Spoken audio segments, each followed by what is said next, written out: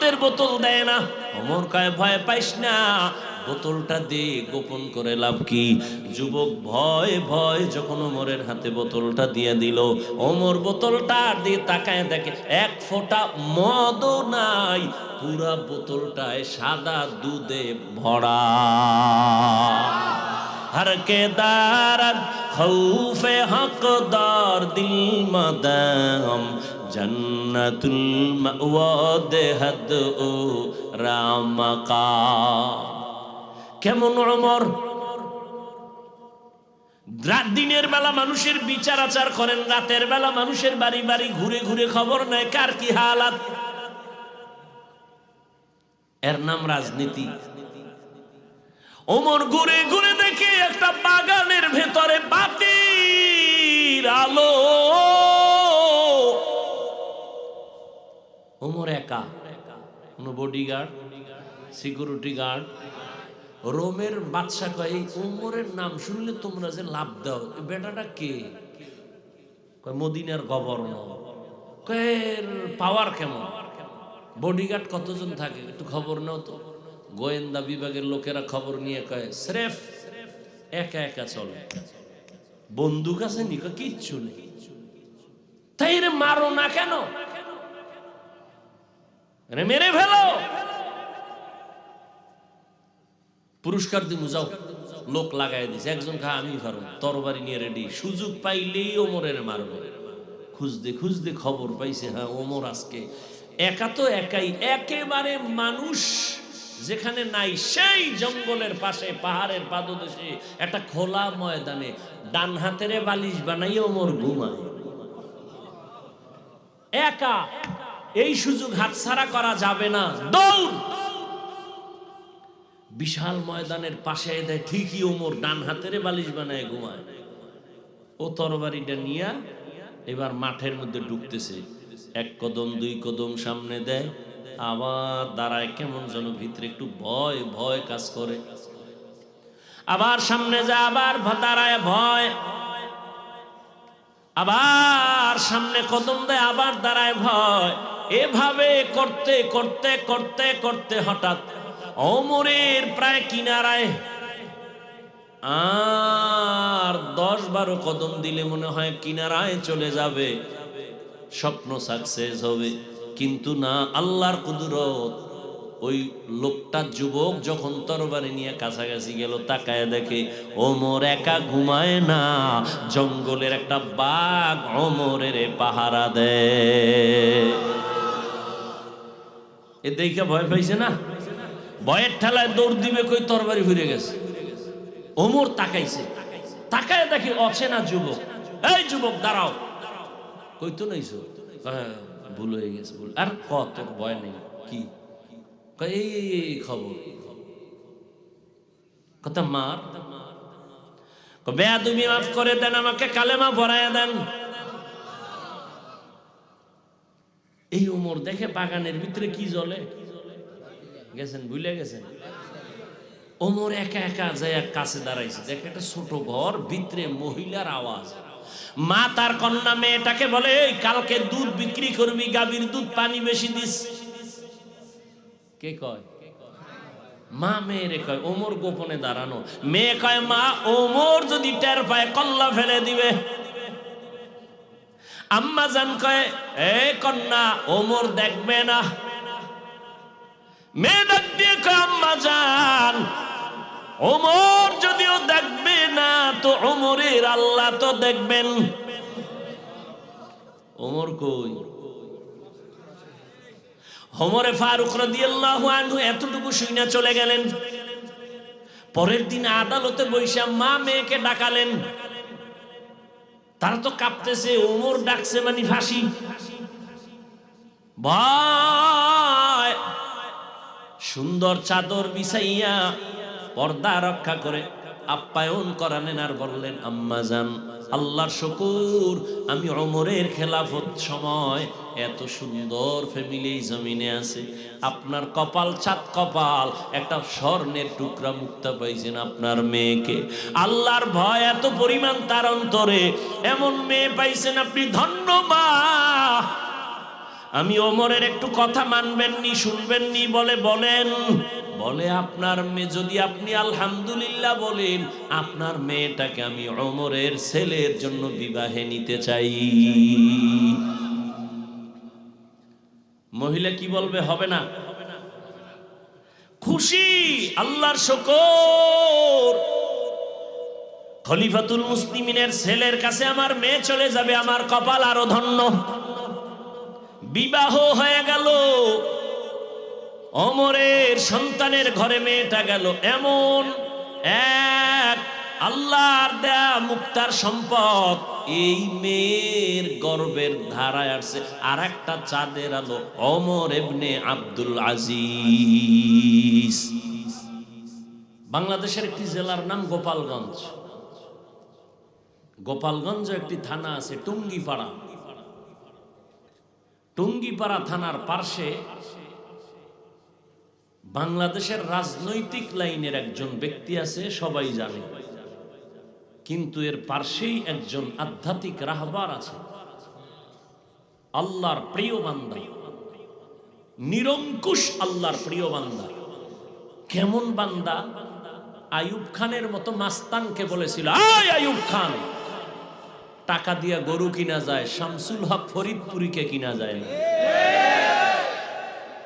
পাকিস্তান পিরিয়ডে ইংলিশের লেকচারার ছিলেন তিনি। কলকাতা আলিয়া থেকে তিনি ডিগ্রিধারী। লালবাগ মাদ্রাসা তার হাতের গড়া, বড়কাটারা মাদ্রাসা তার হাতের গড়া, ফরিদাবাদ মাদ্রাসা তার হাতের গড়া। শেষ পর্যন্ত সমাধি তার গওহারডাঙ্গা মাদ্রাসায়। ওই এলাকায় সবাই জানে, সদর সাহেব হুজুর। তিনি এক বয়ান লিখতে গিয়ে তিনি লিখছেন, পৃথিবীর প্রত্যেকটা মানুষ পাগল। কেউ টাকার পাগল, কেউ ক্ষমতার পাগল, কেউ চেয়ারের পাগল, কেউ নারীর পাগল, কেউ গাড়ির পাগল, কেউ সৌন্দর্যের পাগল, আর একদল পাগল শুধু আল্লাহর পাগল।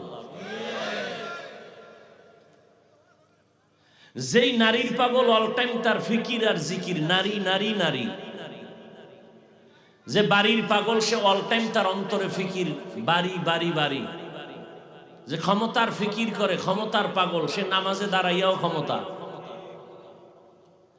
সে ওয়াজের প্যান্ডেলে আইসাও বক্তব্য দিয়া ক্ষমতা। বক্তা ওয়াজে বসে রাজনীতির ওয়াজ করতে পারবে না, তো রাজনীতির বক্তব্য চলে কেন ওয়াজের প্যান্ডেলে?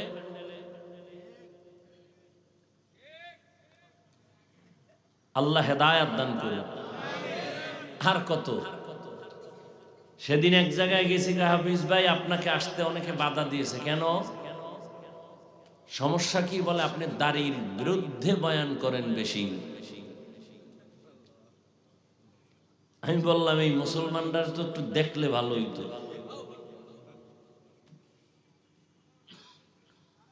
বয়ান উঠা বললাম, বাংলার জমিনে কেউ যদি ওয়াজ মাহফিলে বাধা দেয়, ওই জালেমের নাম ঠিকানাটা আমার হাতে দেন। ওই জালেমের বিরুদ্ধে নতুন করে আমি আবার আন্দোলন করব।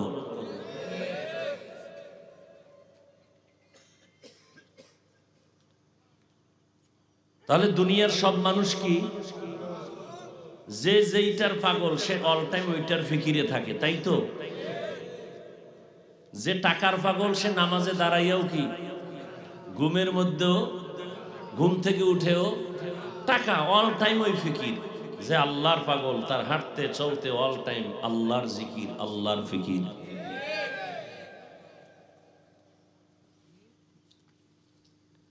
আল্লাহ আমাদের সহি বুঝ দান করেন। কোথার থেকে কোথায় চলে আসছি দেখছেন নি কারবার? বলেন তো, কোথার থেকে কোথায় আসছি? খবর নেই। দরুদ শরীফ থেকে আসছি।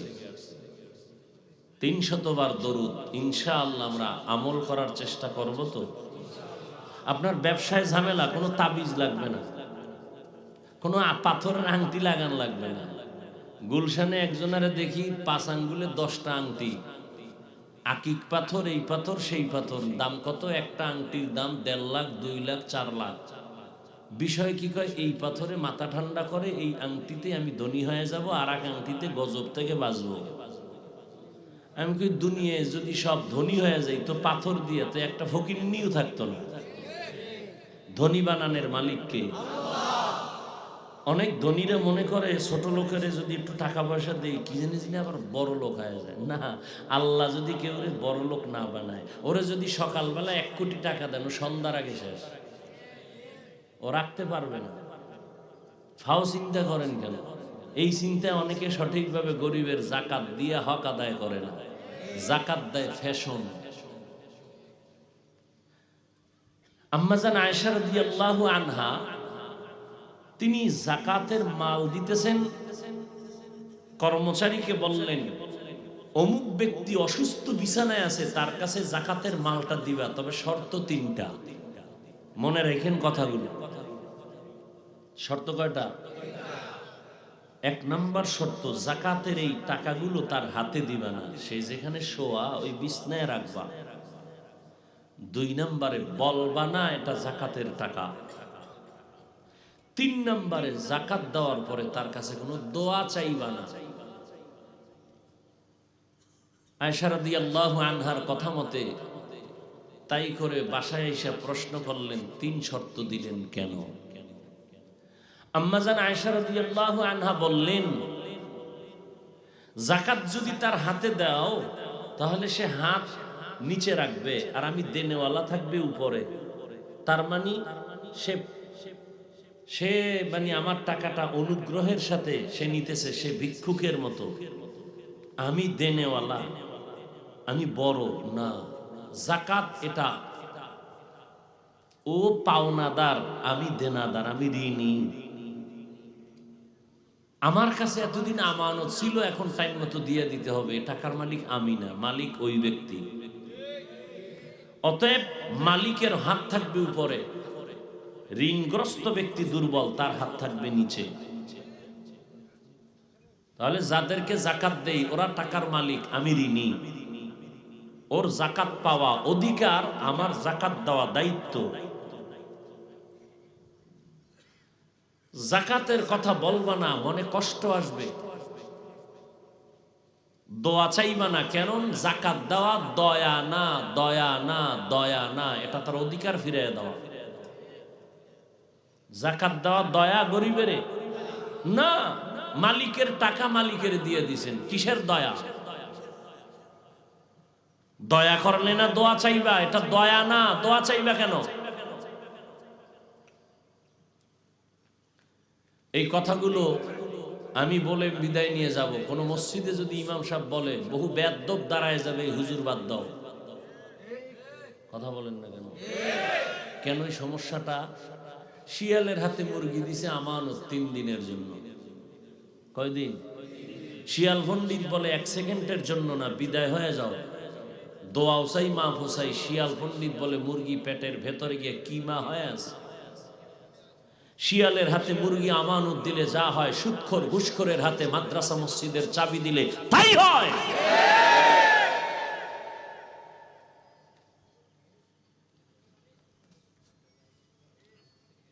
ইমাম সাহেব নিরপেক্ষ থাকতে হবে, কোনো দল করা যাবে না। কেন? বলে মসজিদ মাথার মুকুট। তো এত সুন্দর দামি ঘরের দায়িত্ব নিলে যদি কোনো দল করা না যায়, তাহলে কমিটির একজন ব্যক্তিও কোনো দল করতে পারবে না। দল করলে কমিটির মধ্যে থাকতে পারবে না।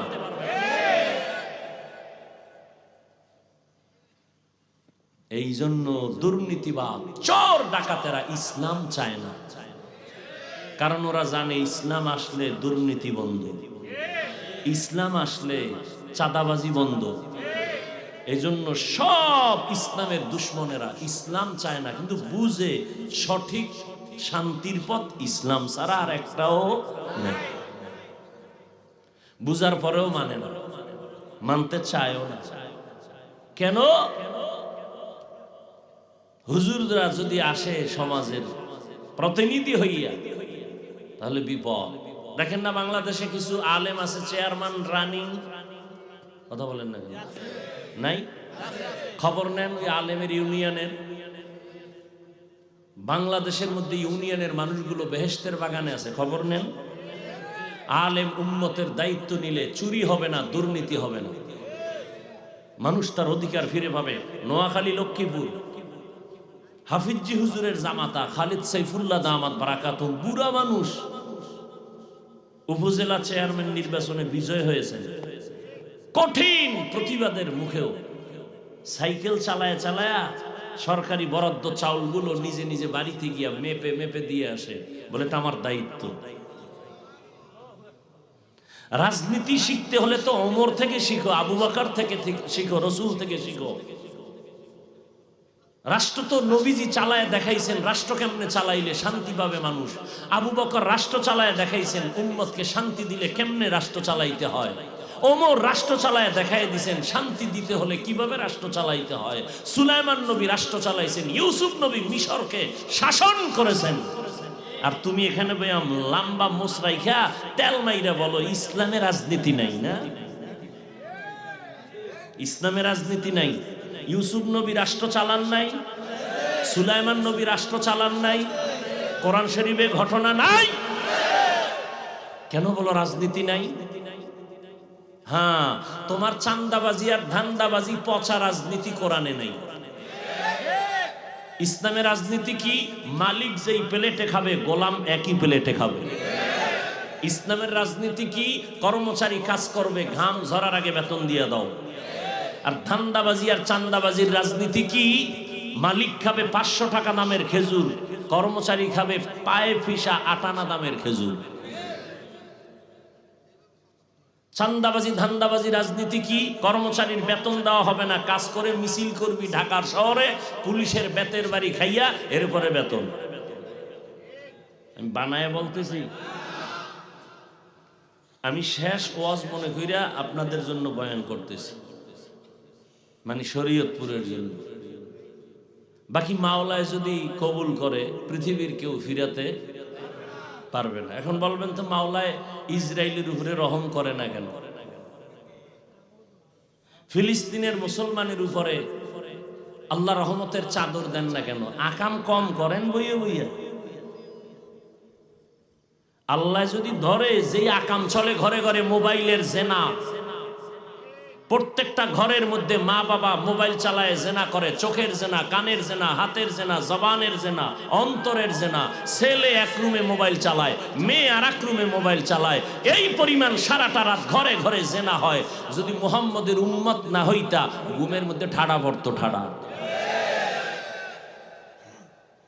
দেখো নাই থাইল্যান্ডে কয়েকদিন আগে মায়ানমারে ভূমিকম্প, মিডিয়ারা বারবার সতর্ক করতেছে ঢাকার শহরে মাত্রাহীন ভূমিকম্প আসবে, সব ধ্বংস হয়ে যাবে।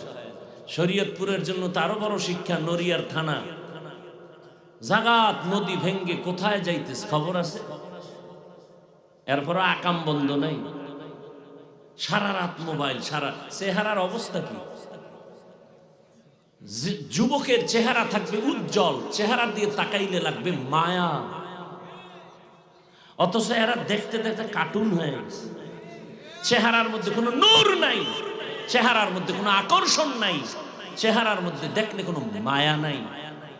তুমি শুধু আখেরাতের গুনাহ মনে করো কেন? বাদ দাও তোমার গুনার কথা, বাস্তবে দেখো। এই যে টাচ মোবাইল সারা রাত দেখো, চোখের পাওয়ার শেষ, কানের পাওয়ার শেষ, হার্ট দুর্বল, ব্রেন দুর্বল, কিডনি দুর্বল। তুমি বাঁচতে চাও বেশি দিন, কিন্তু হাতের মধ্যে অস্ত্র নিছো, মরণ অস্ত্র, দ্রুত মরে যাওয়া। গুগলে সার্চ দাও, টাচ মোবাইল দেখলে শরীরের অঙ্গের কি কি ক্ষতি হয় দেখো। ওখানে কোনো হুজুর নাই, সব টাইওয়ালা তোমাদের গডফাদার। চিকিৎসা বিজ্ঞানীরা ডিটেইলস লিখেছেন, টাচ মোবাইল দেখলে চোখের পাওয়ার থাকে না, হার্ট দুর্বল হয়, কিডনি দুর্বল হয়, এরপরে যৌবন তো নাই। ওই হারবাল কোম্পানি না থাকলে উপায় কি হইতো এই জাতি? হাসো, লজ্জা থাকা উচিত। বিয়ে করিস না, বউয়ের হক আদায় করতে পারবি না। বউয়ের হক যদি আদায় না করতে পারো তো আর এক বিপদ। দুনিয়ার আদালতে আখেরাতে তো আছেই। এখন করবা কি করবা? নবী আর এক ঔষধ দিছে, রোজা রাখো। ওই ঔষধ খাও, ওই রোজার ঔষধ। কিছু চোরারা রোজা রাখে না কেন? কয় অসুস্থতা বেড়ে যাবে। অথচ দুনিয়ার সমস্ত চিকিৎসা বিজ্ঞানীরা থিওরি মানুষকে সাপ্লাই দিয়েছে কি? সুস্থ থাকার অপরিহার্য এক ঔষধের নাম রোজা। আর এই দুনিয়াদার নষ্ট মানুষগুলো রোজাকে বানাইছে রোগের কারণ, অথচ রোজা শরীরের কি ঔষধ। এজন্য রসুল শুধু রমাজান না, প্রতি সপ্তাহের সোমবার বৃহস্পতিবারে রোজা রাখতেন। 2 দিন খাবি, একদিন রোজা রেখে শরীরের খানার ব্যালেন্স ফিরে আসবে। এজন্য পৃথিবীর সব ডাক্তারেরা ডায়েট করো কেন, ডায়েট তো রসুল দিয়ে দিছে, কিসের ডায়েট করো? সব ডাক্তার ডায়েট করে, কম খাও কম খাও কম খাও কম খাও, সকালে এই দুপুরে এই রাতে নাই। আর রসুল ডায়েটের ঔষধ দিয়ে দিছে, রোজা রাখো রোজা রাখো রোজা রাখো। রোজা রাখলে এর থেকে আর বড় ডায়েট পৃথিবীর কোথাও নেই। ডায়াবেটিসের গোষ্ঠীও কাছে আসবে না, রোজা রাখো ঠিক মতো। এখন আবার যদি ওই বাঙালি তো আবার ভেজাইল্লা খাওয়ানোর পাগল চিন্তা করে, যদি রোজা রাখি তো সন্ধ্যা পর্যন্ত না খাওয়ানরা সাহারিতে খাইয়া গলা পর্যন্ত উঠায়, যে সারাদিন তো না খাওয়া। এরপরে আবার 3 পেট লইয়া বা ইফতারির সময় 10 জনার খানা একা খাবে, মনে মনে ইস্তেগফার করে যে 10 জনার প্লেটের 2 জন উঠলে তো 2টা প্লেট আমি পাই। জনমের মতো খা, এটা তো সুন্নত না। সুন্নত অনুযায়ী সাহারি খাও, রসুলের আদর্শ মতো ইফতারি করো, রোজা রাখো, ডায়াবেটিসের গোষ্ঠীও কাছে আসবে না ইনশাআল্লাহ। মিয়া মোবাইল যিনি বানাইছেন, কোম্পানি ক্যাটালগ দিয়ে দিছে মোবাইল কিভাবে চালাইলে সুন্দরভাবে চলবে। 3.5 হাত বডি বানাইছে মালিক, সে মালিক তো ক্যাটালগ দিয়ে দিছে এই বডি ঠিক রাখার জন্য কিভাবে কি কাজ করলে থাকবে। তুমি মন গড়া চালাইলে তো হবে না। সমস্ত চিকিৎসা বিজ্ঞানীরা একমত, পৃথিবীতে মানুষের সুস্থ থাকার জন্য আরেকটা মহা ঔষধ ফ্রি, রাতের ঘুম। দোনোটারে জবাই করছে এই মোবাইল দিয়ে, রাতের ঘুম শেষ। তুমি যত বড় লেখাপড়া করেনেওয়ালা ভালো ছাত্র হও না কেন, জীবনে সফলতা আসবে না যদি অসুস্থ থাকো। কেউ তোমাকে চাকরিতে নিবে না। আর সুস্থতার জন্য রাতের ঘুম, তাও সন্ধ্যা রাতের ঘুম নয়, শেষ রাতের ঘুম নয়। চিকিৎসা বিজ্ঞানীরা বলে মধ্যরাতের ঘুম, 10টা থেকে 2টা থেকে 3টা পর্যন্ত। এই ঘুমটা শরীরের ঔষধ। এই ঘুমটা নষ্ট করে দিনে যদি সারাদিন ঘুমাও, কাজা আদায় হবে না। খুব খারাপ লাগতেছে মনে হয় আপনার। আপনার অবস্থা এরকম হওয়ার কথা না, কি শুরু করলেন? হ্যাঁ, আল্লাহ হেদায়েত দান করুন। ওয়ালানাবলুওয়ান্নাকুম বিশাইইম মিনাল খাউফি ওয়াল জু'i ওয়া নাকসিম মিনাল আমওয়ালি ওয়াল আনফুসি ওয়াস সামারাত ওয়া বাশশিরিস সাবিরিন। আল্লাহ তাআলা বলেন, আমি দুনিয়ার মানুষ যারা তোমাদেরকে পরীক্ষা করবই করব। ও মুমিন, পরীক্ষা করতে গিয়া আমি আল্লাহ তোমাকে প্রথমে যেই জিনিস দিয়া পরীক্ষা করব তার নাম ভয়। দ্বিতীয় আরেকটা জিনিস দিয়া তোমাকে পরীক্ষা করব, ক্ষুধা। তৃতীয় তোমার সম্পদের ঘাটতি। চতুর্থ জানের ঘাটতি। পঞ্চম তোমার ফলের ঘাটতি দিয়া। 5টা জিনিসের দ্বারা আমি তোমাকে পরীক্ষা করব দুনিয়াতে। পাশ করার জন্য একটা মেডিসিন লাগবে, মেডিসিনের নাম হলো ধৈর্য। রহমতের নবী বলেন, মাইয়ুরিদিল্লাহু বিহি খাইরান ইউসিব মিন। আল্লাহ যাকে বেশি মহব্বত করেন, ভালোবাসেন, তাকে মুসিবত দিয়ে ধৈর্যের পরীক্ষা নিবেন। স্বামী আর স্ত্রী বৈশা মহব্বতের আলোচনা করে এক সময়, হঠাৎ করে স্ত্রী বলে, স্বামী তুমি আমারে কেমন মহব্বত করো, ভালোবাসো। স্ত্রী দিনদা, ভালো বাবার মেয়ে, ডানা কাটা ভরি না। এখন তো সব ডানা কাটা ভরি, ঘরে এসেই ডানা কাটে। প্রথমে এসে কয়, তোর মায়ের ডানাটা ভালো না, এখান থেকে দূরে যাইতে হইব। কিছুদিন পরে কয়, তোর বাবার ডানাও ভালো না। ডানা কাটা আনছে না, বাবারটা কাটবে, মায়ের ডাকাই ডাকা তো কি করবো, ও মগা তো। ও আবার বউর পাও চাইতে চলে, কারণ খাইছে পায়খানা যৌতুকের নামে। শরীয়তপুরে মনে হয় গজব নাই। বাথরুমে ঢুইকা 10 গ্রাম পায়খানা খাইও, বাইরে নাই না হালাল সাবান দিয়া কুলি করবা, গন্ধ থাকবে না। আর যৌতুক যারা খাও, জাহান্নামের আগুন ছাড়াই গন্ধ যাবে না। যৌতুক যারা নেয়, যারা দেয়, যারা সহযোগিতা করে, পৃথিবীর নিকৃষ্ট জালেম, বড় ডাকাত, বড় ছোট লোকের বাচ্চা, ফকিন্নি, এদের মতো ছোট লোকের বাচ্চা, বেহায়া বেলাজা পৃথিবীতে আর নাই। এরা বড় ডাকাত, এরা চোর, এরা মানবতার দুশ্মন, নারীর দুশ্মন, দেশের দুশ্মন, ইসলামের দুশ্মন, স্বাধীনতার দুশ্মন, কোরআনের দুশ্মন, রসুলের দুশ্মন। এদের মরণ হবে অকাল মরণ। কি কাল মরণ? দলিল চাও? শুনো দলিল।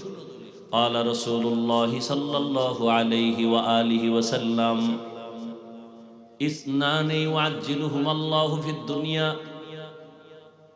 আল বাগয়ু ওয়া উকুকুল ওয়ালিদাইন। রহমতের নবী বলেন, দুইটা গুনাহ আছে যা করলে শাস্তি হবে দুনিয়ায়। এক নাম্বার গুনাহ হলো জুলুম, দ্বিতীয় অপরাধ হলো মা বাবার সাথে বেয়াদবি। এই দুই অপরাধ করলে শাস্তিটা মরার আগেই হবে। জুলুম করলে শাস্তি হবে মরার আগে, মা বাবার সাথে অপরাধ করলে শাস্তি হবে মরানোর আগে। জুলুম 3 প্রকার। আল্লাহর সাথে জুলুম, নিজের সাথে জুলুম, অন্যান্য মাখলুকতের সাথে জুলুম। আল্লাহর সাথে জুলুম হইল, বড় জুলুম হলো শিরিক করা। ইন্নাশ শিরকা লাযুলমুন আযীম। নিজের সাথে কি জুলুম এগুলো বুঝাবার সময় নাই। যেমন সংক্ষেপে বলি 2-1 মিনিটে, আল্লাহ হাত দিয়েছেন যেই কাজের জন্য, ওই হাতটা ওই কাজে ব্যবহার না করা হাতের জুলুম। আল্লাহ 2টো চক্ষু দান করেছেন, ওই চক্ষু 2টা একটা কাজের জন্য দিয়েছেন। চোখ দিয়া শুধু মোবাইল তাকায়া দেখার জন্য দিছেন? এই 2টো চোখ দিয়া মা বাবার চেহারা দেখবা সওয়াব। এই 2টো চক্ষু দিয়া কোরআন খুলে খুলে তাকায়া দেখবা সওয়াব। এ 2 চক্ষু দিয়া আলেমের দিকে তাকাইবা সওয়াব। এই 2টো চক্ষু দিয়া তুমি বাইতুল্লাহর দিকে তাকায় থাকবা সওয়াব। যদি এই চোখ ভিন্ন কাজে লাগাও, চোখের জুলুম। এগুলো ব্যক্তি হিসেবে এক জুলুম। আর আমি বলতে আমি একা না। কু আনফুসাকুম ওয়া আহলিকুম নারা। আমি বাবা, আমার সন্তান আহাল। আমি স্বামী, আমার স্ত্রী আহাল। আমি শিক্ষক, আমার ছাত্র আহাল। আমি মসজিদের ইমাম, আমার মুসল্লিগণ আহাল। আল্লাহ বলেন, ইয়া আইয়ুহাল্লাযীনা আমানু কু আনফুসাকুম ওয়া আহলিকুম নারা ওয়াকুদুহান নাস ওয়াল হিজারা আলাইহা মালাইকাতুন গিলাযুন শিদাদুন লা ইয়াসুনাল্লাহা মা আমারাহুম ওয়া ইয়াফআলুনা মা ইউমারুন।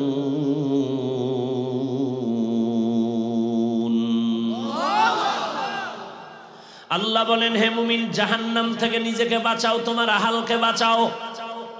বাবা হইয়া থাকলে তুমি জাহান্নাম থেকে বাঁচো, তোমার সন্তান আহালকেও বাঁচাও। স্বামী, তুমি জাহান্নাম থেকে নিজেকে বাঁচাও, তারপরে তোমার আহাল স্ত্রীকে বাঁচাও। ইমাম সাহেব, জাহান্নাম থেকে নিজেকে আগে বাঁচাবেন, তারপরে আপনার আহাল মুসল্লিদেরকেও বাঁচাবেন। শিক্ষক, আপনি জাহান্নাম থেকে আগে নিজেকে বাঁচাবেন, ছাত্র আহালকেও জাহান্নাম থেকে বাঁচাবেন। নিজে বাঁচছেন, আহালকে বাঁচান নাই, জান্নাত পাওয়া যাবে না। বড় কঠিন। তাহলে নিজের সাথে জুলুম, তার মানে আমার ব্যক্তির সাথে জুলুম। ছেলের যেইভাবে ছেলেটাকে চালাইতে আল্লাহ বলছেন ওইভাবে না চালানো, ছেলের উপরে জুলুম। স্ত্রীকে যেইভাবে আল্লাহ চালাইতে বলছেন নবীর আদর্শ মতে, ওইভাবে যদি না চালাইতো স্ত্রীর উপরে জুলুম।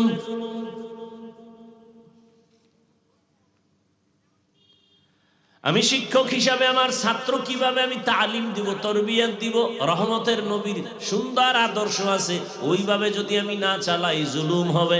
ছাত্র অন্যায় করছে, একটা ধমকের, খুব খেয়াল করেন, ছাত্র অপরাধ করেছে শুধু একটা ধমক দেওয়ার মতো, বেতের বাড়ি দেওয়া জুলুম। আবার বেতের বাড়ির মতো অন্যায় করছে, কয় বেতের বাড়ি? কয় একটা। কয় একটা যে দিবা তার ওজন হবে কত? বড় কঠিন। ছাত্র অন্যায় করছে, একটা বেতের বাড়ি খাওয়ার মতো অন্যায়, তো বেতের বাড়িটা যে দিবা, বেতের বাড়িটার ওজন কত হবে?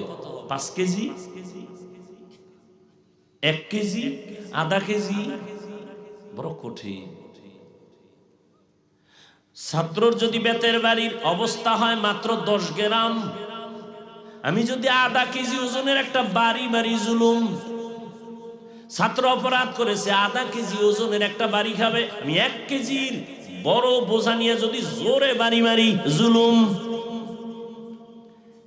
আবার সেই বাড়িটা বা সেই থাপ্পড়টা আল্লাহর বানানো চেহারার মধ্যে দেওয়া যাবে না, দিলে জুলুম। কারণ কোন ব্যক্তির চেহারা আঘাত করা যাবে না, জায়েজ নাই, হারাম।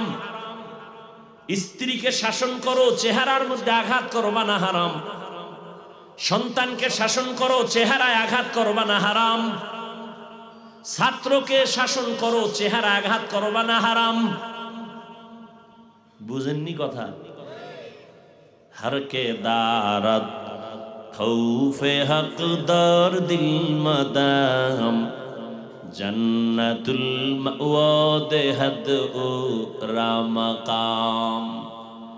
কর্মচারী আছে অনেক, মালিকের ঘরে মহিলা কাজ করে, ছেলেরা কাজ করে, দোকানে কর্মচারী আছে না?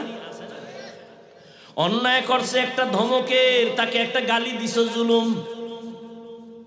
অন্যায় করছে একটা বেতের বাড়ির 2 বেতের বাড়ি দিছো, জুলুম। জান্নাত পাওয়া খুবই সহজ, আবার খুবই কঠিন। আল্লাহর হুকুম মতো চললে, নবীর আদর্শ মেনে চললে কোনো বিপদ নাই। অজান্তে 2-1টা হয়ে গেলে আল্লাহ অগ্রিম ক্ষমা করে দিবেন, এটা মুহাম্মদের উম্মত হিসাবে ফ্যাসিলিটি, এটা অন্য কোন নবীর উম্মতের নাই। এই কষ্ট হইতেছে আপনাদের? ভাইরা আমার, স্বামী আর স্ত্রী মোহাব্বতের আলোচনা করতে গিয়া স্ত্রী বলতেছে, স্বামী আমার, আমাকে কেমন ভালোবাসো? মনে আছে না? নুজহাতুল মাজালিস নামক কিতাবে ধৈর্যের বয়ানে ঘটনাটা আছে। 2-1টা কিসসা কাহিনী না শুনাইলে হয়? এই কথা কন না কেন? কারণ আপনারা তো বাংলাদেশে আমারে নিয়ে নাচানাচি কম করে না। হাফিজুর রহমান তো কিসসা কি হবে তার ওয়াজ শুনে এরকম বলনেওয়ালা আশিক রাসূল নাই। এই মেসেজ দিয়া জাতিকে কি বুঝাইতে চাও? যে আমরা কিচ্ছা কাহিনীর ওয়াজ করি না, তো তুমি কোন জগতের ওয়াজ করো? পৃথিবীতে শ্রেষ্ঠ কিচ্ছা কাহিনীর কিতাবের নাম কোরআন। আলেম ওলামারা খুব হুঁশ থাকলে বলেন, ভুল হলে এখানে ধরায় দিবেন, কানে ধরে উঠবস করো। তুফান তো জীবনটার উপরে কম যায় নাই। মায়ের পেট থেকে আসছি এমন অবস্থায় যে ঘরে খানা নাই, কষ্ট সেখান থেকে শুরু। কাপড় দিতে পারে না, মশারি দিতে পারে না, 3 জন মানুষ শুইতে যেই পরিমাণ জায়গা, ঠিক অতটুকু একটা ঘর, খেজুর পাতার উপরে ছাউনি। আমার মনে আছে এগুলো, খেজুর পাতার ছাউনি আর পাটখড়ি আছে না, ওডি দিয়ে 4 বেড়া। বেড়া আমাদের দেশে বেড়া কয়, কি কয়? ভিতরে জায়গা শুধু আব্বা আম্মা আর আমি, বাচ্চা।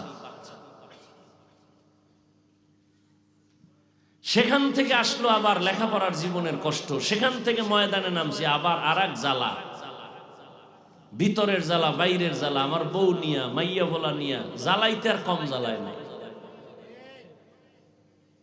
কিন্তু মা বাবার দোয়া আছে, আর আলেম ওলামা পীর বুজুর্গের নেক দোয়া আছে বিদায় সব মাস্তান কাইতুয়া শুয়া রইছে, আর আমি বান্দা এখনো আল্লাহর মহব্বতে সম্মানের সাথে বসে আছি, আলহামদুলিল্লাহ। কিচ্ছা কাহিনীর শ্রেষ্ঠ কিতাবের নাম কোরআন শরীফ। তুমি জাতিকে কেন বলো কিচ্ছা কাহিনীর ওয়াজ করি না? 2000 আয়াত আছে শুধু কিচ্ছা কাহিনী, কিচ্ছা কাহিনী। কোরআন শরীফ দাও, আমি ধরে ধরে দেখায় যাই। কয় হাজার আয়াতে আছে কিচ্ছা কাহিনী? তোমার খবর আছে তলার? এবার আলেমরা একটু আমাকে বুঝাই দিবেন খালি ইশারা দিয়ে। কোরআন শরীফে গরুর কিচ্ছা নাই, বাঘের কিচ্ছা নাই, ব্যাঙের কিচ্ছা নাই, মাছির কিচ্ছা নাই, মশার কিচ্ছা নাই, হাতির কিচ্ছা নাই। কেন বলে? এই নিমক হারামরা কিচ্ছা কাহিনী বলি না। দ্বিতীয় শ্রেষ্ঠ কিচ্ছা কাহিনীর কিতাবের নাম হাদিস। হ্যাঁ, এখন তোমার একটা প্রশ্ন, যারা অতি চালাক বলবো আমরা তো এডি বলি না, তো কি বলছো? ওই যে তোমরা পিরাউলিয়ার কথা কও, বাপ দাদার ঘটনা কও, এডি বলছি। হ্যাঁ, আমরা বাপ দাদার ঘটনা বলি। আমগো বাপ দাদারা এমন যাদের ঘটনা শুনাইলে মানুষ কাঁদে, নামাজি হয়। চরমনায়ের সৈয়দ ইসহাক রহমাতুল্লাহ আলাই তার পীর, উজানির কারি ইব্রাহিম তার পীর, ভারতের রশিদ আহমদ গাঙ্গুহি তার পীর, হাজী এমদাদুল্লাহ মুহাজির মক্কি তার পীর, নূর মোহাম্মদ জানজানবী। কে রশিদ আহমদ গাঙ্গুহি জানো? 22 বছর পরে একবার তাকবীরুল্লাহ ছুটে গেছে, এমন কাদা কাঁদছেন, সন্তান মরণেও এত কাঁদেন না। আমরা এদের কাহিনী বলি, আমরা তো সোনাবন্ধের গান গাই না। তোমগো বাপদাদারটা বলতে পারবা না, কারণ তোমগো বাপদাদার কথা বললেও বলার মতো কিছু নাই, সে আমল নাই, আর জাতীয় সে ঘটনা গ্রহণ করবে না। উজানির কারি ইব্রাহিম কে? সে রশিদ আহমদ গাঙ্গুহির হাতে গড়া সন্তান, নোয়াখালীর সন্তান। নোয়াখালী বাবায় টাকার বালিশ বানায় ঘুমায়, আর ইব্রাহিম টাকার লাথি মেরে চলে গেছে দেওবন্দে। এসে চাঁদপুর জেলার কচুয়া থানায় এসে হিন্দুদের মালিকানার জমিন কিনছে 22 বিঘা। সব জঙ্গল সাফ করতে গিয়ে ভেতরে দেখে একটা গম্বুজের ভেতরে বাঘ তার বাচ্চাকে দুধ দেয়। কারি ইব্রাহিম কয়, বাঘ বনিয়াদ মারছে, তোর গন্তব্যে তুই চলে যা। বলতে দেরি, বাঘ তার বাচ্চাটা কাঁধে নিয়া কুমিল্লা থেকে লাকসাম রোডে যাইতে লালমাই পাহাড় আছে, সেখানে চলে গেছে। তুমি বলবে এটা কেমনে সম্ভব? আমার মাওলার কুদরতে সম্ভব। তুমি আরো সহজে বুঝতে চাও? হ্যাঁ, বুঝতে চাইলে বুঝানো যায়, কিন্তু যদি প্যাচ লাগাইতে চাও তো তোমাকে বুঝাতে আমি রাজি না, কারণ তোমার কপাল খারাপ। আর কপাল যদি কারো খারাপ হয়, আমি হাফিজুর রহমান কেন, মক্কা মদিনের ইমাম কেন, স্বয়ং রসুলের বয়ানও কপাল খুলে না। এরম বেঈমান আছে না নাই কপাল ভরা? রসুলের বয়ানও। কে সে রসুল? যার চেহারাটার দিকে একবার তাকাইলেই জাহান্নামের আগুন হারাম। কেমন রহমতের নবী আমার, যেই রহমতের নবীর চেহারার দিকে একবার তাকাইলেই 7 দিনের পেটে ক্ষুধা থাকে না। কেমন রহমতের নবী আমার, যে রসুল দুনিয়াতে এসে জীবনে একটা মিথ্যা কথা বলেন নাই। কেমন হাজারো গালি নবী শুনছেন, একটা গালির জবাবও দেন নাই। সেই নবীকে 13 বছর দেখাও কালেমা পড়ে না, ওই বেঈমানের নাম কি? এর নাম কফাল। অন্যদিকে একটা যুবক 27 বছর বয়স, তরবারি নিয়ে দৌড়ায় মোহাম্মদের কল্লা কাটার জন্য। 27 বছরের যুবক তরবারি নিয়ে নবীর চেহারার দিয়ে তাকায়, তরবারিটা ফালায়, বলে নবী বেয়াদবি মাফ করে দেন, কালেমার রশি গলায় লাগায় দেন। এর নাম কফাল। जिंदगी में बंदगी तू करना है, जिंदगी में बंदगी तू करना है, जिंदगी बे बंदगी शर्मिंदा है, जिंदगी बे बंदगी शर्मिंदा है। यहाँ हम सब मुसाफिर, दिल ना लगा अहले दिल नज़ूर से रूह करतज़ा शाह दौलत सब फकीर घर नेक नेहे शाह दौलत सब फकीर घर नेक नेहे जिंदगी में बंदगी तू कर नहे जिंदगी में बंदगी तू कर नहे जिंदगी बे बंदगी शर्मिंदा है जिंदगी बे बंदगी शर्मिंदा है जिंदगी में बंदगी कुन बंदगी जिंदगी बे बंदगी शर्मिंदगी। স্ত্রী বলে স্বামী তুমি আমাকে কেমন ভালোবাসো? স্বামী বলে তুমি আমার জীবন, তুমি আমার মরণ, তুমি ছাড়া আমার কিছুই নাই, তুমি আমার জীবনের সব, যা চাইবা তাই পাইবা, চাহিবা মাত্র আমি দিতে বাধ্য। খেয়াল করিয়েন কিন্তু স্ত্রী কয় যা চাবো তাই দিবা? কাহা বলে সত্য, বলে সত্য। কসম কসম।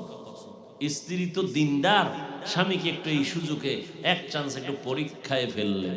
স্ত্রী বলে তুমি আমাকে যা চাবো তাই দিবা? কাহা তাই দেব। বলে তালাক দাও। কি দাও? আমাকে 3 তালাক দাও। স্বামী বলে কল্লা ফেলে দিব, এটা আমার দ্বারা সম্ভব না। কি বললা? বলে তুমি ওয়াদা করেছো, কসম করেছো, যা চাইবো তাই দিবা, তালাক দাও। বলে এটা কি কোনো কথা? বলে না, ওয়াদা করেছো দিতেই হবে, দাও।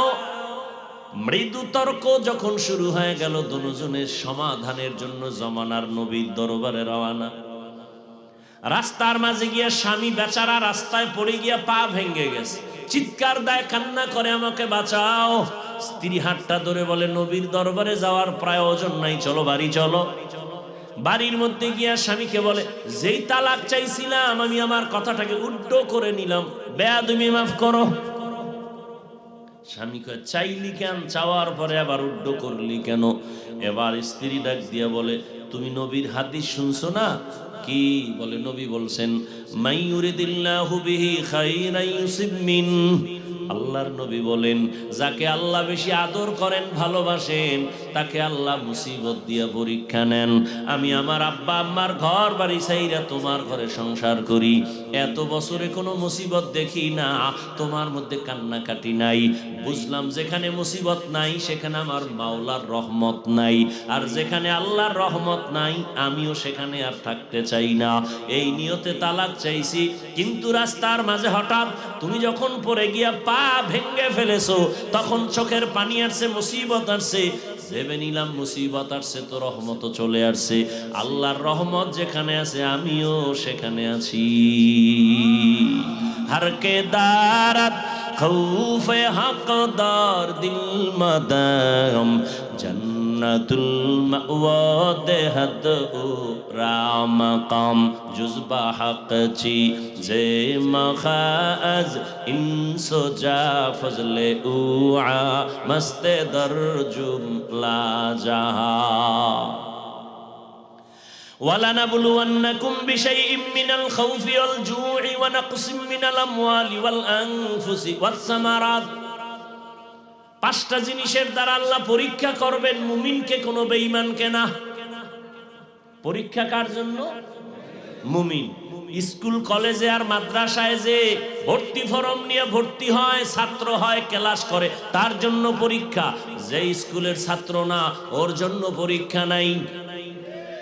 কালেমা পইরা ইমানের ফরম পূরণ করিয়া যারা জান্নাতি স্কুলে ঢুকবে তাদের জন্য পরীক্ষা। যারা মুমিন হবে না, কালেমা পড়বে না, তাদের জন্য কোনো পরীক্ষা নাই। আবার পরীক্ষার কোয়ালিটি একটু আলাদা। ক্লাসের ছাত্র যার ব্রেন যত বেশি ভালো তার প্রশ্নটা একটু কঠিন হয়, যে একটু দুর্বল তার প্রশ্নটা দুর্বল হয়। মুমিনের মধ্যে কালেমাওয়ালাদের যাদের ঈমান তাজা তাদের পরীক্ষা কঠিন, আর যাদের ঈমান দুর্বল তাদের পরীক্ষাও বড় দুর্বল। সমস্ত মুমিনের মধ্যে তাজা ঈমানওয়ালা সমস্ত আম্বিয়া কেরাম, এজন্য তাদের পরীক্ষা অনেক কঠিন। আদম আলাইহিস সালামের পরীক্ষা কত কঠিন, এক একটা যদি শুধু বলতে থাকি শেষ হয়ে যাবে, রাত পার হয়ে যাবে। জান্নাতের মধ্যে আদমকে বানাইয়া আল্লাহ ঘুম পাড়ায় দিলেন, জান্নাতি বিছানায় আরামের ঘুম। আদম তো এমন ঘুম দিছে, আল্লাহ তার আদমের পৃষ্ঠ থেকে কুদরতের হাত লাগায় একটু কিছু নিয়া আম্মাজান হাওয়া আলাইহা সালামকে বানাইয়া জান্নাতের মধ্যে পোশাক পরায় একটু দূরে বসায় রাখছেন। আদম নবী সেখানে সজাগ হইয়া হঠাৎ করে অপরিচিত অবলা সুন্দরী রূপসীর দিকে তাকায়া চেহারাটা দেখে বড় ভাল লাগে, ভালো মনের আকর্ষণ হচ্ছে বারবার। আল্লাহ কয় ফেরেশতারা বলো, আকর্ষণ যদি হয় একটু লাইন করে যেতে হবে, বেলাইনে যাওয়া যাবে না। বলে কেমনে? কয় বিবাহের খুতবা হবে, তোমরা ফেরেশতারা সাক্ষী থাকবা, আর ওই মহিলার কাছে যাওয়ার জন্য মহিলার কিছু হক আছে, আগে দেওয়া লাগবে মোহর। খুতবা হয়ে গেল, ফেরেশতা সাক্ষী, মোহর দেবে কি দিয়া? আল্লাহ কয় 4 বার কি 11 বার আমার মুহাম্মদের নামে দরুদ পড়, মোহর আদায় হয়ে যাবে। ভাইরা আমার, এবার স্বামী আর স্ত্রী দুজন চলছে জান্নাতের বাড়ি। আল্লাহ কাইয়া আদম উসকুন আনতা ওয়া যাওজুকাল জান্নাহ ওয়া কুলা মিনহা রাগাদান হাইসু শিতুমা ওয়া লা তাকরাবা হাযিহিশ শাজারাতা ফাতাকুনা মিনাজ যালিমিন।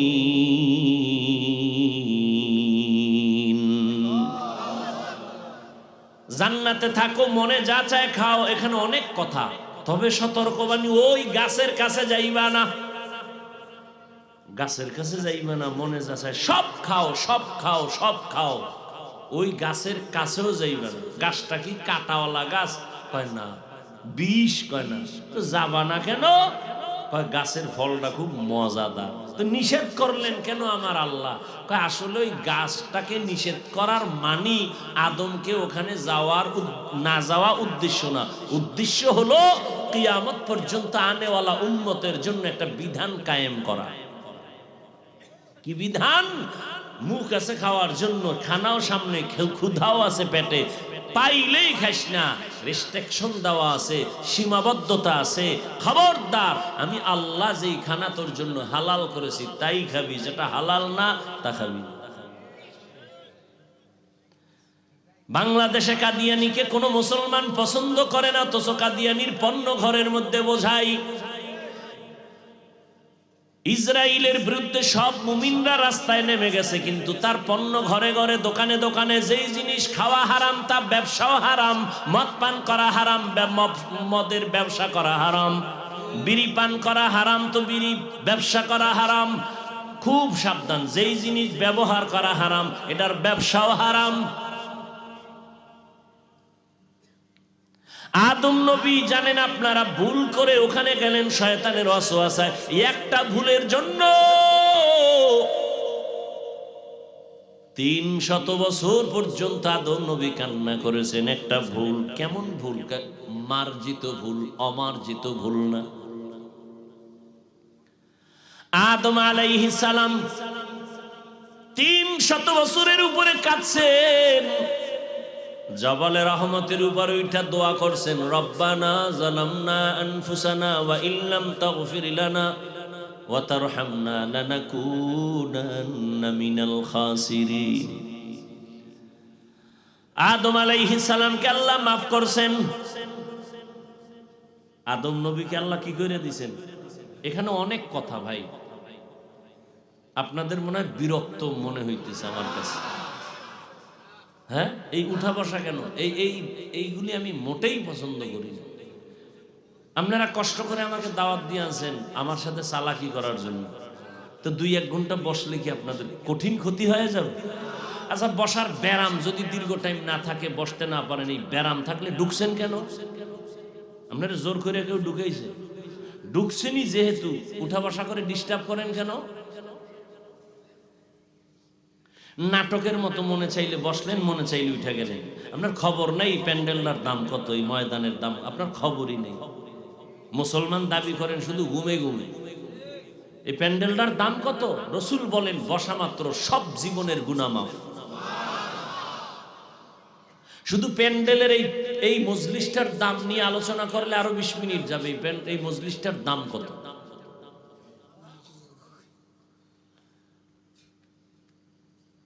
কি কথা বলতেছিলাম ভাই? আদম আলাইহিস সালাম ভুল করছেন অমার্জিত না মার্জিত? মার্জিত ভুল মানি সে নিজে মনে করে সে ভুল, কিন্তু আল্লাহর আদালতে কিনা ভুল না। এই ভুল কি ভুল? যেমন আমরা রোজার মাসে অনেকে দেখবেন যারা নতুন রোজাদার, ভুলে অনেকে রোজা রাইখা ঘুম থেকে উঠা, গ্রাম্য মানুষ তো পান্তা না খাইলে কলিজা ঠান্ডা হয় না। ও যে নতুন রোজাদার তো টের পায় না, ঘুমের তুইটা নিজে নিজে লইয়া কাঁচামরিচ 3 প্লেট পান্তা নাই, পানির 1 গ্লাস খাইতে গিয়া মুখে দিয়ে হঠাৎ করে জিহ্বায় কামড় দিছে, আমি না রোজাদার, ওদিকে 3 প্লেট শেষ। রোজা আছে? কথা কন। এই যে খাইলো, কোন ভুল? মার্জিত ভুল। বান্দা মনে করে ভুল, আল্লাহর আদালতে ভুল না। ঠিক আদম নবীর ভুলটা এমনই, কিন্তু এরপরও 300 বছর কাঁদলেন এক ভুলে, জাবালে রহমতে উঠলেন, দোয়া করলেন, কিন্তু এখনো অন্তর সাফ হয় নাই আদম নবীর। কিয়ামতের দিনও সহিহ হাদিস, আদম নবী কাঁদবেন, নূহ নবী কাঁদবেন, ইব্রাহিম নবী কাঁদবেন, ঈসা নবী কাঁদবেন, মূসা নবী কান্না করবেন হাসরের ময়দানে। উম্মতেরা বলবেন, হে আদম, একটু সুপারিশ করেন জান্নাতে যাওয়ার জন্য, সূর্যের গরম সহ্য করতে পারি না। আদম বলবে, যাও, আমি আল্লাহর কাছে কিভাবে সুপারিশ করব? নিষিদ্ধ গাছের কাছে যায় তো একটা ভেজাল লাগাইছি, না জানি আমার আজ কি উপায় হয়, আমি আমার চিন্তায় আছি, আমি করার জন্য সুপারিশ করতে পারবো না। 300 বছর কাইন্দেও কিয়ামতের হালাত যদি এমন হয়, একটু চিন্তা করেন কিসের পেছনে দৌড়ান।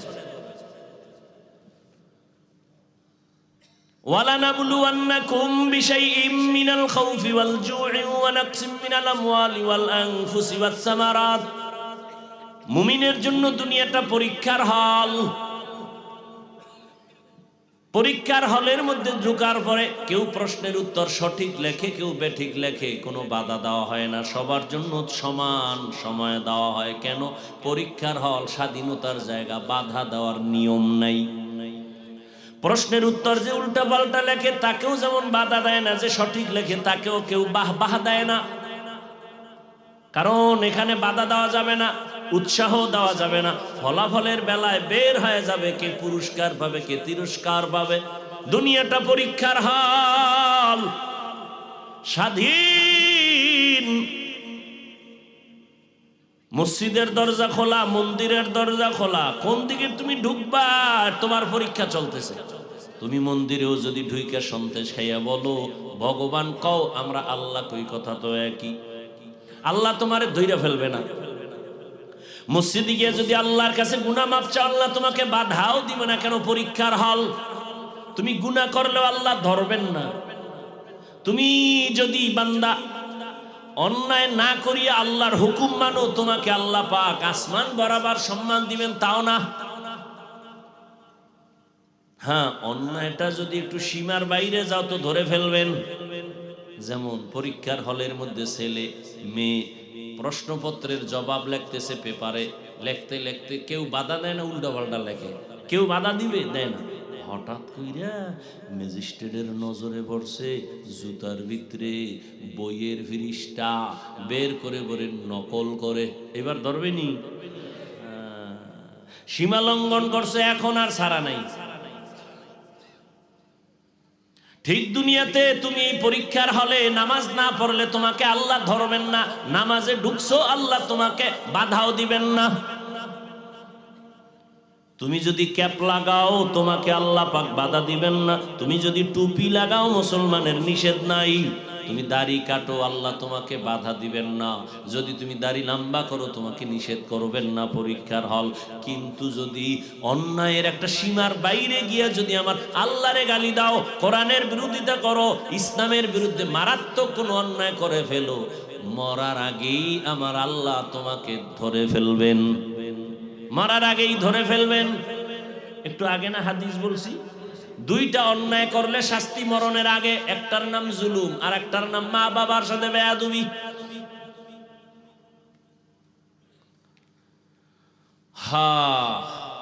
পাঁচটা জিনিসের দ্বারা আল্লাহ পরীক্ষা করবেন। প্রথমটার নাম ভয়, দ্বিতীয়টার নাম ক্ষুধা, তৃতীয়টার নাম সম্পদের ঘাটতি, চতুর্থ পরীক্ষা হবে জানের ঘাটতি, জীবনের ঘাটতি, পঞ্চম পরীক্ষা হবে ফলের ঘাটতি। চার মাযহাবের চার ইমামের এক ইমাম হলেন ইমাম শাফিঈ রাহমাতুল্লাহ আলাইহি। তিনি এখানে ব্যাখ্যা করেছেন আল্লাহর ভয় মানে এখানে আল্লাহর ভয়, আল্লাহর ভয়ের পরীক্ষা হবে। আবার দুনিয়ারও কিছু ভয় দিয়া মানুষের পরীক্ষা হয়। যেমন আপনি যদি এখন নামাজ পড়েন, রোজা রাখেন, আপনার চাকরি চলে যাবে, দাঁড়িয়ে রাখলে আপনার চাকরি থাকবে না।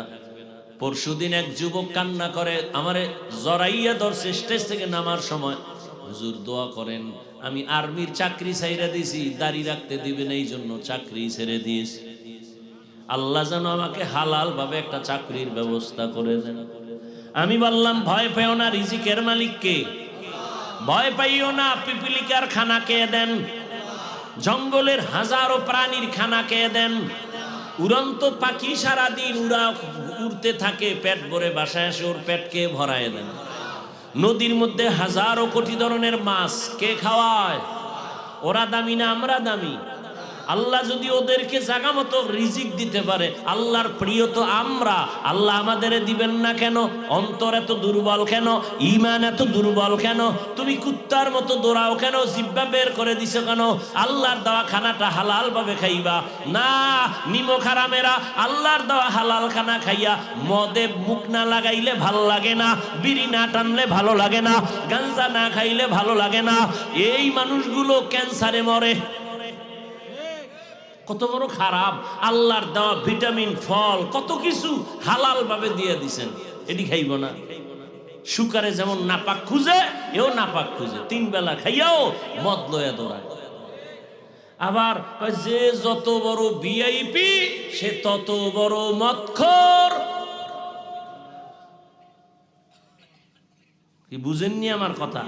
কি যে যত বড় ভিআইপি সে তত বড় সুদখোর, মদখোর। স্যার আপনি এত বড় ব্যক্তি, একটু মদ না পান করলে ইমেজ ঠিক থাকেনি? একটু টান মারেন, টান মাইরা লঙ্গির খবর নাই, বউরে মা করে। আছে না নাই? নামনগর শরীয়তপুরে এমন কেউ রে পাইছেন মদ পান করে জিকির শুরু করছে? একজনও পাইছেননি? মদ পান কইরেই কয় গোটা দুনিয়া এখন আমার। বউ কয় ঘরে চাউল নাই, কত বোতলের দোষ, আমার কি? হায় হায়, আল্লাহ হেদায়াত না দিলে কি করার? ওই যে শুরুতে বলছি কপাল, আবু জাহিল্লার কপাল আর ওমরের কপাল। আল্লাহর ভয়, আল্লাহর শাস্তির ভয় মুমিনের বড় পরীক্ষা। এখন যদি তুমি চাকরি বহাল রাখো তাহলে তোমার হারাম কিছু টাকা নিতে হবে, চাকরিতে ঢুকো সুদ দিতে হবে, কিন্তু আল্লাহর আযাবের ভয়ে যদি তুমি ওই রাস্তায় না যাও, আল্লাহ পাক ধৈর্য ধারণের বরকতে তোমাকে হালাল খানার ব্যবস্থা করবেন। এই টাকার পিছে দৌড়ে শান্তিতে আছে একটা লোকের নাম করে টের পান না সোনার বাংলায় কিছু? 10 তলা বিল্ডিং করে লাভ কি যদি বিল্ডিং বাদ দিয়ে জঙ্গলে ঘুমানো লাগে? টের পাননি কিছু? সুইস ব্যাংকে কোটি কোটি টাকা রেখে লাভ কি যদি ওই টাকা বংশের কেউ ভোগ করতে না পারে? কোটি টাকার মালিক দেখো অভাব হয় না দূর, গরিবী ঘুমায় আরাম করে মনটা বাহাদুর। ফেরাউনের লাশটা দেখো মিশর জাদু ঘরে, খায় না মাটি পোকা মাছি সবাই ঘৃণা করে। হৃদয়ে থাকিবে যার নম্রতা সদা, রহমত আসিবে সেথা প্রভুর ওয়াদা। বড়র বড়াই থাকলে দিলে রহমত আসবে না, নিজেকে নিজে ছোট মনে করিও সাদা। উঁচু জমিন থেকে পানি নিচু জমিনে যায়, তেমনি খোদার রহমত আসে নম্রতার হৃদয়। ভোগবিলাসের বাড়ি গাড়ি পরে রবে সব, থাকতে সময় স্মরণ করো আল্লাহ আমার রব। ইন্নাল্লাযীনা ক্বালু রাব্বুনাল্লাহ, আল্লাহর ভয় যে ওমর রহমতের নবীর গর্দান কাটার জন্য তরবারি নিয়ে দৌড়ায়, ওই ওমর নবীর হাতে হাত লাগাইয়া এমন পাওয়ারওয়ালা হয়ে গেলেন। ওমর এখন যেই পথ দিয়ে চলে শয়তান ওই পথে আর আসে না। আমি কি মিথ্যা বললাম? একটু চিন্তা করেন তো এক মিনিট। যেই শয়তান আল্লাহর সামনে চ্যালেঞ্জ দিছে আদম রে সেজদা দিবে, সেই শয়তান ওমরের দেখলে দৌড়। বুঝেন যে ওমর কেমন বেড়া। একটা যুবক ছেলে মদের বোতল নিয়ে রাস্তা দিয়ে হাঁটে, হঠাৎ করে তাকায় দেখে অপর মাথায় ওমর। ওর ভেতরে কম্পন শুরু হয়ে গেছে, দৌড় দিতে পারে না। ওমরের চোখ লাইগে গেছে, ওমরের হাতে তরবারি, কথার আগেই ভিডা। যুবক মদের বোতল ফালাইয়াও দিতে পারে না, বগলের নিচে মদের বোতলটা নিয়ে আসমানে তাকায় কয়, হে মালিক দয়া করে মাফ করে দাও, জীবনে মরে গেল মদ পান করুম না, ওমরের হাত থেকে আমারে বাঁচাও, আমার আর মদের শখ মিটে গেছে। খোদা ওমরে যদি আয়, ও কথার আগে তরবারি ওর হাতেই থাকে, উপায় নাই, তুমি বাঁচাও, আর জীবনে মদ খামু না, মরে গেল। ওমর সামনে এসে কয়, তোর বোতল দে। যেখানে বাঘের ভয়, যুবক কাঁপতেছে, মদের বোতল দেয় না। ওমর কয়, ভয় পাইস না, বোতলটা দে, গোপন করে লাভ কি।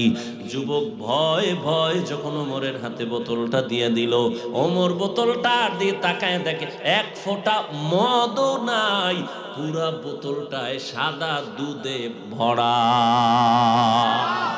हर के दारद खौफे हकदार दिल मदाम जन्नतुल मअवा देहद ओ रामका। কেমন ওমর দিনের বেলা মানুষের বিচার আচার করেন, রাতের বেলা মানুষের বাড়ি বাড়ি ঘুরে ঘুরে খবর নেয় কার কি হালাত। এর নাম রাজনীতি। ওমর ঘুরে ঘুরে দেখে একটা বাগানের ভেতরে বাতির আলো, ওমর একা, কোনো বডিগার্ড সিকিউরিটি গার্ড। রোমের বাদশা কয়, ওমরের নাম শুনলে তোমরা যে লাভ দাও, বেটাটা কে? কয় মদিনার গভর্নর। কয়ের পাওয়ার কেমন? বডিগার্ড কতজন থাকে একটু খবর নাও তো। গোয়েন্দা বিভাগের লোকেরা খবর নিয়ে কয়, স্রেফ একা একা চলে, বন্দুক আছে নি? কিচ্ছু নেই। তাই রে মারো না কেন? মেরে ফেলো, পুরস্কার দিব, যাও। লোক লাগাই দিছে, একজন খা আমি পারো, তরবারি নিয়ে রেডি, সুযোগ পাইলেই ওমরের মারবো। খুঁজতে খুঁজতে খবর পাইছে, হ্যাঁ ওমর আজকে একা। তো একাই, একেবারে মানুষ যেখানে নাই সেই জঙ্গলের পাশে পাহাড়ের পাদদেশে একটা খোলা ময়দানে ডান হাতের বালিশ বানাই ওমর ঘুমায় একা। এই সুযোগ হাতছাড়া করা যাবে না, দৌড়। বিশাল ময়দানের পাশে দেয়, ঠিকই ওমর ডান হাতের বালিশ বানায় ঘুমায়। ও তরবারিটা নিয়ে এবার মাঠের মধ্যে ঢুকতেছে, এক কদম দুই কদম সামনে দেয়, আবার দাঁড়ায়, কেমন যেন ভিতরে একটু ভয় ভয় কাজ করে। আবার সামনে যা, আবার দাঁড়ায় ভয়, আবার সামনে কদম দেয়, আবার দাঁড়ায় ভয়। এভাবে করতে করতে করতে করতে হঠাৎ ওমরের প্রায় কিনারায় আর 10-12 কদম দিলে মনে হয় কিনারায় চলে যাবে, স্বপ্ন সাকসেস হবে। কিন্তু না, আল্লাহর কুদরত। ওই লোকটা যুবক যখন তরবারি নিয়ে কাছাকাছি গেল, তাকায় দেখে ওমর একা ঘুমায় না, জঙ্গলের একটা বাঘ ওমরের পাহারা দেয়। এ দেখে ভয় পাইছে না, ভয়ের ঠেলায় দৌড় দিবে, কই তরবারি ফিরে গেছে। ওমর তাকাইছে, তাকায় দেখে অচেনা যুবক। এই যুবক দাঁড়াও, কই তো নাইছো? ভুল হয়ে গেছে, ভুল। আর কত ভয় নেই, কি এই খবর কথা মার বেয়াদবি মাফ করে দেন, আমাকে কালেমা পড়ায়া দেন। এই ওমর দেখে বাগানের ভিতরে কি জ্বলে গেছেন, ভুলে গেছেন। ওমর একা একা যায় কাছে দাঁড়াইছে, দেখে একটা ছোট ঘর, ভিতরে মহিলার আওয়াজ। মা তার কন্যা মেয়েটাকে বলে, কালকে দুধ বিক্রি করবি, গাভীর দুধ পানি বেশি দিস। কে কয়? মা মেয়েরে কয়। ওমর গোপনে দাঁড়ানো। মেয়ে কয়, মা ওমর যদি টের পায় কল্লা ফেলে দিবে। আম্মা জান কয়, এ কন্যা ওমর দেখবে না। মেয়ে ডাক দিয়ে কয়, আম্মা জান ওমর যদিও দেখবে না, তো ওমরের আল্লাহ তো দেখবেন। ওমর কই? ওমরে ফারুক রাদিয়াল্লাহু আনহু এতটুকু শুইনা চলে গেলেন। পরের দিন আদালতে বৈশা মা মেয়েকে ডাকালেন। তারা তো কাঁপতেছে, ওমর ডাকছে মানে ফাঁসি। ভয় সুন্দর চাদর বিছাইয়া পর্দা রক্ষা করে আপ্যায়ন করালেন, আর বললেন, আম্মা জান আল্লাহর শুকর, আমি ওমরের খেলাফত সময় এত সুন্দর ফ্যামিলি জমিনে আছে। আপনার কপাল চাঁদ কপাল, একটা স্বর্ণের টুকরা মুক্তা পাইছেন আপনার মেয়েকে। আল্লাহর ভয় এত পরিমাণ তার অন্তরে, এমন মেয়ে পাইছেন আপনি, ধন্য মা। আমি ওমরের একটু কথা মানবেননি, শুনবেননি? বলে, বলেন। বলে, আপনার মেয়ে যদি আপনি আলহামদুলিল্লাহ বলেন, আপনার মেয়েটাকে আমি ওমরের ছেলের জন্য বিবাহে নিতে চাই। মহিলা কি বলবে? হবে না। খুশি, আল্লাহর শুকর, খলিফাতুল মুসলিমিনের ছেলের কাছে আমার মেয়ে চলে যাবে, আমার কপাল আরো ধন্য। বিবাহ হয়ে গেল, ওমরের সন্তানের ঘরে মেয়েটা গেল। এমন এক আল্লাহর দেয়া মুক্তার সম্পদ, এই মেয়ের গর্বের ধারায় আসছে আর একটা চাঁদের আলো, ওমর ইবনে আব্দুল আজিজ। ওমর ইবনে আব্দুল আজিজ আকাশের আর এক তারকার নাম। জমিনটাকে স্বর্ণ বানায় দিয়া গেছেন ওমর ইবনে আব্দুল আজিজ। এরে আল্লাহর গোলাম, এটা আল্লাহর দেয়া সম্মান। টাকা দিয়েও কিন্তু সম্মান কিনা যায়, যায় না? কি কয় যায় না? আপনাকে খবরই নেই। চেয়ারম্যানে চেয়ারে বইছে, আপনাকে টাকা দিয়ে বইছে না? তো টাকা দিয়ে কিনছে, আর আপনারাও সেই পায়খানা খাইছেন ভোটের আগের রাইতে, খাইছেন না? কি আজিব। এই জন্য আমি মাঝে মাঝে বলি, আপনি কত বড় পীরের মুরিদ, আপনি কত বড় তাবলিগওয়ালা, আপনি কত বড় হজ করনেওয়ালা হাজি, টের পাওয়া যায় আপনার ইমানের পার্সেন্ট কত মাইয়া ভোলার বিয়ার সময়।